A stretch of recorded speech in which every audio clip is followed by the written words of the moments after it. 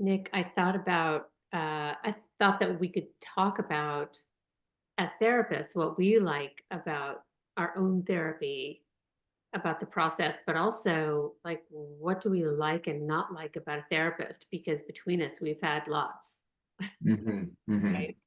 Yeah. Yeah. I did write a blog post about this, and I think the main part that I wanted to convey is that I do think a good therapist has to have this, the first thing is they have to have this very sort of welcoming, kind of compassionate energy, right? I mean, if you don't feel like you can bring all of your crazy stuff, and if you hmm don't feel like you can say any wild thing, hmm something is stopping you from saying, the stuff, hmm um, like that's not good, right? I mean, isn't that number one? Yeah. And I feel like that is often more of an unconscious thing than a conscious thing. It sort of is almost like a chemistry, right? Where you just feel your nervous system feels comfortable to relax and open up because you can feel that this person is somewhat relaxed in their own body, somewhat accepting of themselves, has done a lot of work themselves. And so, you feel just on a deep gut level, oh yeah, this is a space where I can open up a little more, right? Yes, I'm working with a therapist right now that I'm sure that some of the things that I'm talking about are really challenging her.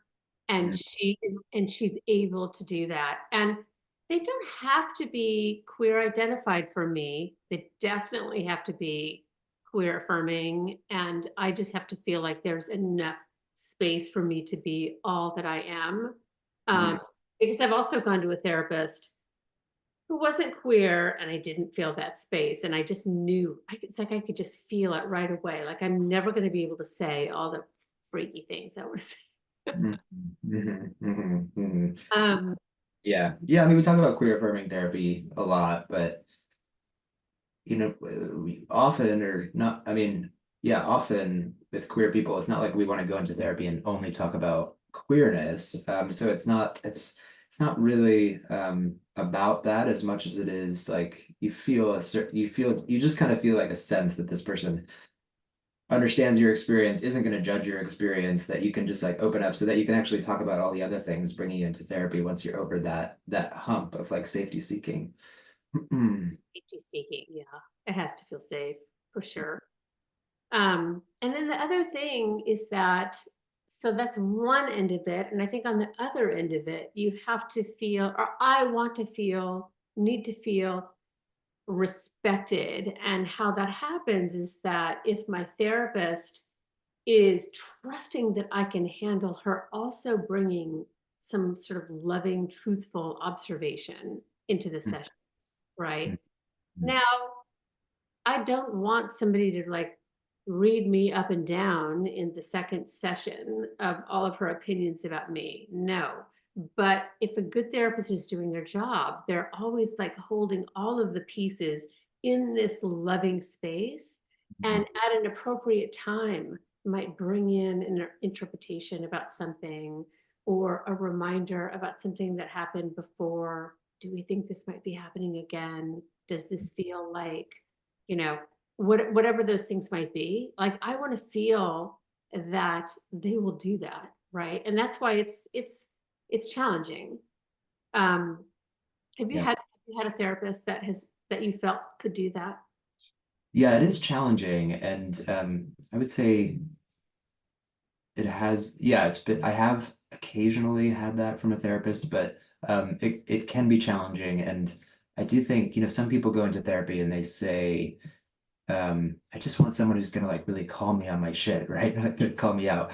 But I think what you're getting at with really like an effective therapy experience is like you're opening up this heart window where you really feel like this sense of trust and empathy with this person.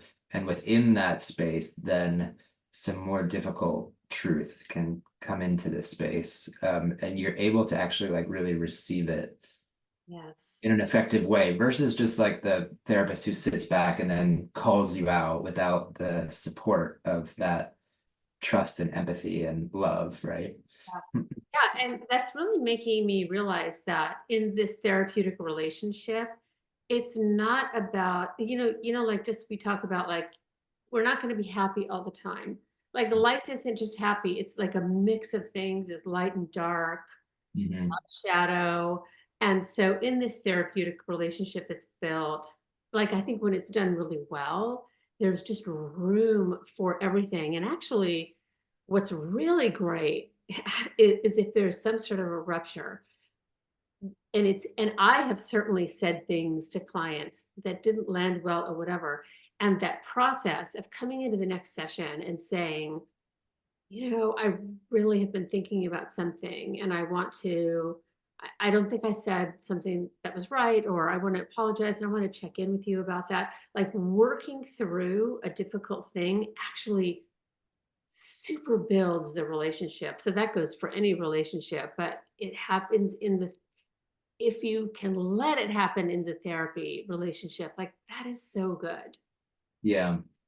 Yeah, yeah, definitely. Those are some of those most valuable moments in therapy, which are some of the scariest moments in therapy when there's a miss of some kind, and there's misses in every one of our relationships in life, right? There's ruptures and misses. So I think back to one of our trainings that we did together, Megan, for ketamine training, for ketamine therapy, and one of the leaders of that said that, mental health is the ability to hold two things at once. I do think that there is some real truth to that, I think in good relationship, you have like you're feeling love, this larger feeling of like love or connection.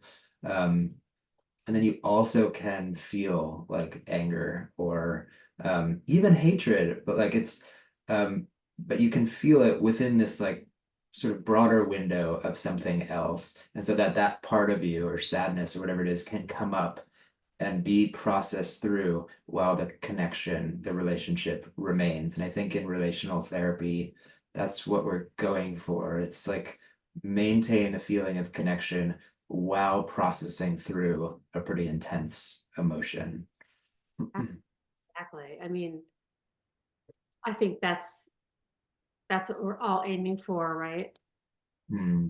Yeah, and it takes a while. It takes a while. So another thing I think some people come into therapy is wanting um wanting results within, a couple months. And that's really valid, like especially when you're really suffering. And there are certain ways that you can find relief quickly.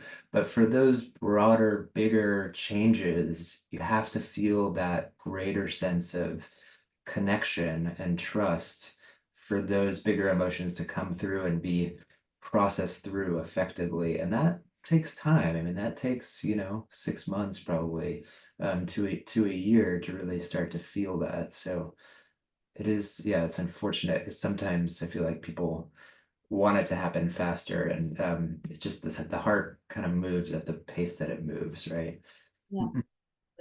Yeah, you have to kind of live into it, which is a new something that somebody told me recently that I love that phrase.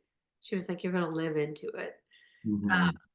and it's because I mean everybody wants to go to therapy and just want to like figure shit out like up here and then just be done with it, right? Right, right, right, right, right, right. Like actually, no, we're gonna live into this together.